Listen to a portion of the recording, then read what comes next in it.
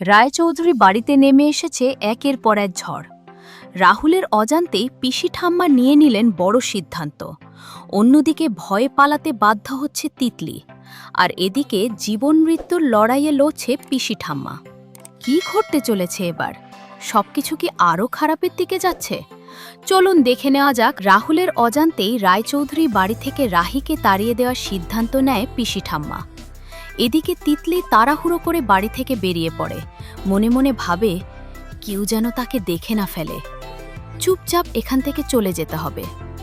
ঠিক তখনই সেখানে এসে পৌঁছায় রাহুল আর মেমো। তিতলি ভয়ে লুকিয়ে পড়ে। তার মনে পড়ে যায় রাহুল কিভাবে তাকে টানতে টানতে ছাদ থেকে ফেলে দিতে যাচ্ছিল। ভয়ে তিতলি ভাবে এখন সামনে পড়লে রাহুল তাকে শেষ করে দিতে পারে। অন্যদিকে রাহুল মেমোকে বলে তিতলিকে একবার হাতে পেলেই সে তাকে ছাড়বে না, তবে তার আগে ডাক্তারের কাছে যেতে হবে। মেমো রাহুলের সঙ্গে বেরিয়ে পড়ে ডাক্তারের খোঁজে, কিন্তু পহেলা বৈশাখের জন্য ডাক্তার চেম্বারে নেই। রাহুল এদিক ওদিক খুঁজতে থাকে, সময় যেন দ্রুত ফুরিয়ে যাচ্ছে। এদিকে বাড়িতে পিসি ঠাম্মার অবস্থা আরও খারাপ হতে থাকে। সবাই হাসপাতালে নেওয়ার কথা বললেও রাহুলের বাবা অপেক্ষা করতে বলেন। রাহুলের মা সব দোষ রাহির ওপর চাপাতে থাকেন।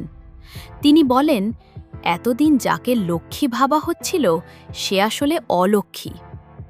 অনি হার্টবিট চেক করে দেখে মাঝে মাঝে পাওয়া যাচ্ছে, আবার মাঝে মাঝে পাওয়া যাচ্ছে না। পরিস্থিতি আরও ভয়ঙ্কর হয়ে ওঠে।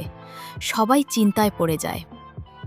এদিকে একদিকে তিতলি পালিয়ে বেড়াচ্ছে, অন্যদিকে পিসি ঠাম্মার অবস্থা আরও সংকটজনক হয়ে উঠছে। আর ঠিক এই সময় রাহুল এখনও ডাক্তারের খোঁজে বাইরে। পরিস্থিতি কি আরও খারাপের দিকে যাবে? পিসি ঠাম্মার কি কিছু হয়ে যাবে? আর তিতলি কি সত্যিটা লুকিয়ে রাখতে পারবে? সব প্রশ্নের উত্তর জানতে দেখুন পরবর্তী পর্ব।